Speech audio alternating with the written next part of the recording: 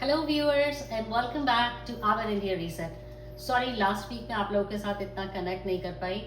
तारा का बर्थडे बहुत लंबा हो गया था, उसकी बहुत लंबी विश लिस्ट थी जो मुझे हर दिन पूरी करनी पड़ रही थी, तो थोड़ा थक गई थी and one of those things.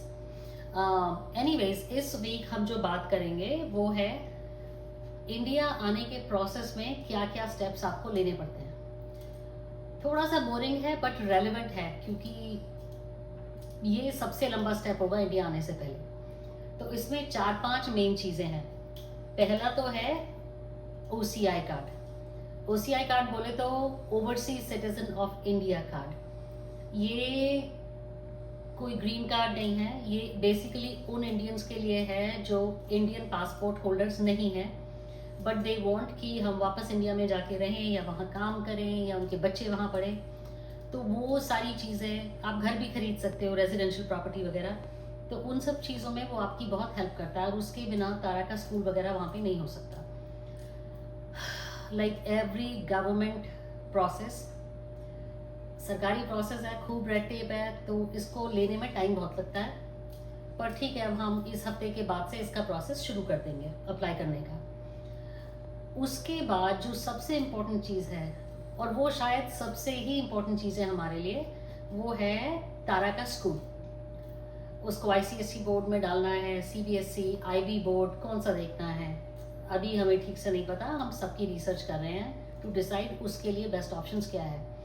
जो मुझको लगता है most likely international board, IB board ही उसके लिए बेस्ट होगा।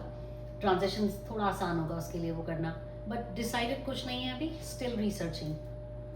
तारा भी थोड़ी नर्वस है, शी इज़ 9 साल के बच्चे के जो फियर्स होते हैं, मेरे फ्रेंड्स, इंडिया मुझे कैसा लगेगा, फ्रेंड्स जल्दी से बनेंगे नहीं बनेंगे, तो वो ही उसके अपने बच्चों वाले उसके कंसर्न्स हैं। बट उसके लिए इम्पोर्टेंट है तो वो हमारे लिए भी इम्पोर्टेंट है। फिर नेक्स्ट चीज़ उसमें आती है आपका, हम रहेंगे कहाँ पे।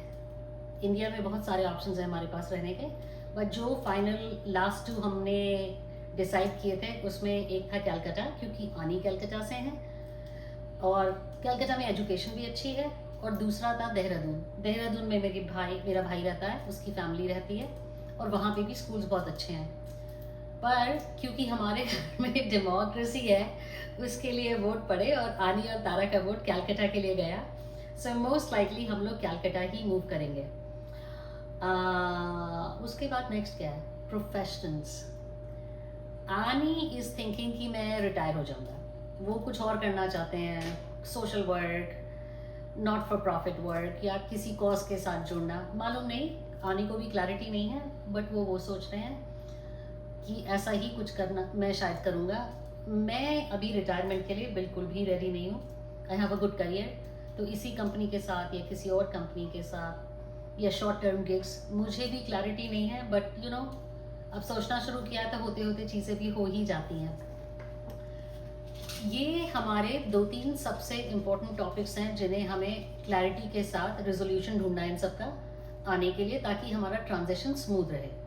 उसके बाद 2-3 छोटी छोटी चीज़ें हैं, जैसे मेडिकल इंश्योरेंस ज़रूरी है होना, बैंक अकाउंट्स खोलने पड़ेंगे, आधार कार्ड चाहिए, तो वो छोटी छोटी चीज़ें हैं। OCI हो गया, तारा का स्कूल डिसाइड हो गया, सिटी डिसाइड हो गई, तो वो बाकी चीज़ें अपने आप ही हो जाएंगी। तो आज के ब्लॉग के लिए बस इतना ही, बट हाँ, please next week log in करना मत भूलिएगा। हमारे बेटे की एंगेजमेंट है, it's going to be a very very fun party and a fun weekend for us. और हाँ, एक लास्ट चीज़, आप लोग मुझे बहुत प्यार दे रहे हो, बहुत व्यूज़ मिल रहे हैं, पर यार सब्सक्राइब भी करो, थोड़ा नंबर बढ़ाओ। वहाँ पे भी थोड़ा सा धक्का लगाना पड़ रहा है, मुझे लग रहा है जैसे धीरे धीरे गाड़ी चल रही है। So anyways, stay happy, stay healthy, enjoy your summer, and I will see you soon. Bye bye.